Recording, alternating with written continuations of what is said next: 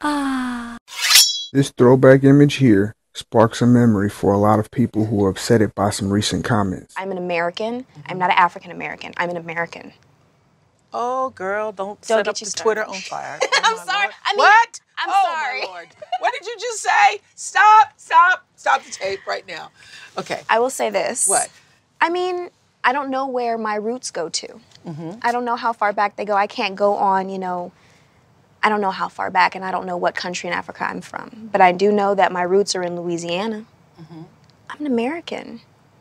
And that's a colorless person. Because we're all people. I have lots of things running through my veins. I mean, you're going to get a lot of flack for saying you're not African American. You know that, right? I don't label myself. Okay. So I want you to say what you really mean by that. What I really mean by that is I'm an American. That's what I really mean. Now this is what I call culturally mortified. She's not the first person to say this, and unfortunately, she won't be the last. But before we get upset with these people, we have to understand. So let me take you back a little bit.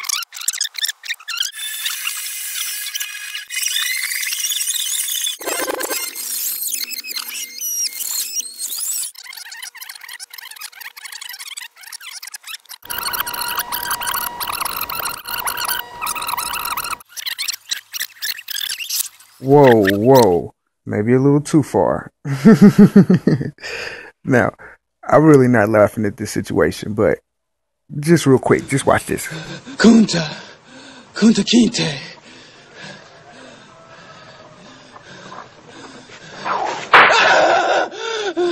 When the master gives you something, you take it. He gave you a name.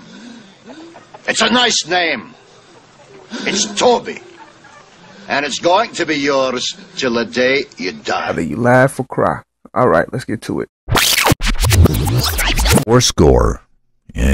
7 years ago, our fathers brought forth on this continent a new nation, conceived in liberty and dedicated to the proposition that all men are created equal. Lesson 1. Screw Africa and everything in it. Egypt is a myth. And the pyramids, they ain't real. And if by chance they do exist, then them tar babies stole them from us.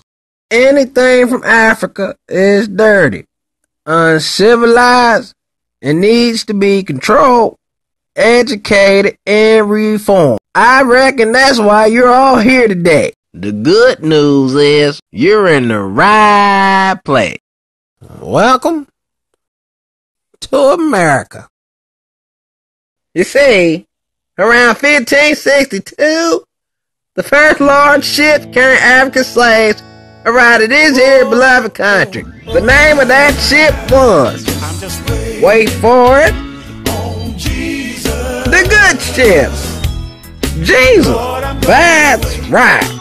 Kinda makes me wonder sometimes. Some of those old Negro spirituals, what if they weren't singing about the blue-eyed hippie that we taught them to love? And instead, they were secretly singing about the ship coming back to pick them up.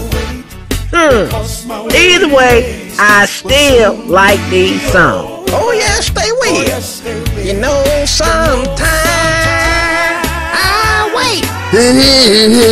Damn Jungle Monkey sure can sing, I tell you. So this is what America looks like. Whenever the ships arrive, normally the darkies will sail into these states here. Either them niggers were too lazy to swim back, or they must have liked to hear so much because they never left. Which brings me to lesson 2. See, unlike them Indian fellas, we welcome guests to become permanent residents, just as long as they worship and learn to live by this here book. This book here has all the answers you people will ever need to know. Direct orders from our God himself. Now I realize that most of you haven't learned to read yet, but not to worry, I have been appointed to teach this book to you. Don't y'all envy me now, for when you look upon me, you see your salvation. That brings me to lesson 3. Most people are not familiar with this term, but it's called manifest destiny, which basically means God has labeled the American Anglo-Saxon as separate and innately superior. Therefore, the inferior races are doomed to subordinate status or extinction. The Bible supports our theories. Take, for example, Leviticus chapter 25, 44 through 46. You may have male and female slaves, but buy them from the nations around you, or of the foreigners living among you. Then they will be the permanent property of you and your descendants. Alright, Ephesians 6:5 states, slaves, obey your human masters with fear and deep respect, as you would Christ.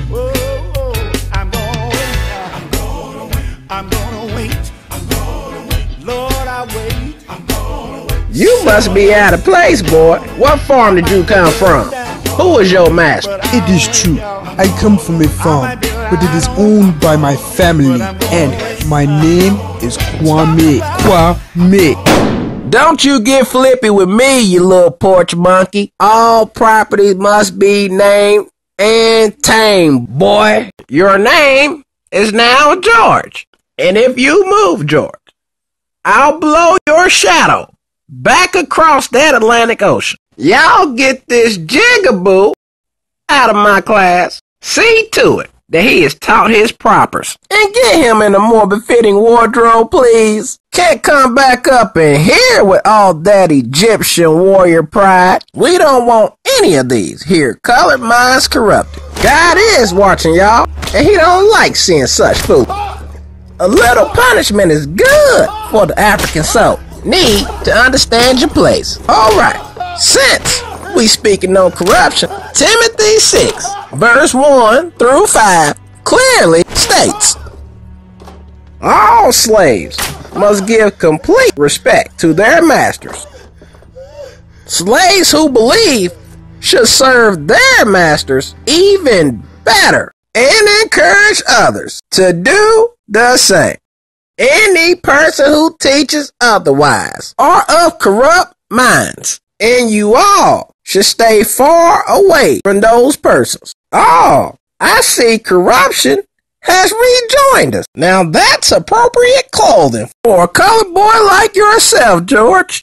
In Peter 2, verse 18, even Jesus himself says, slaves, submit yourselves to your masters, not only to those who are fair, but even those whom are harsh. Wait a minute. Hey you, where are you going? Oh, I thought this was a class just for blacks. See, That's funny right there. Let me explain something to you.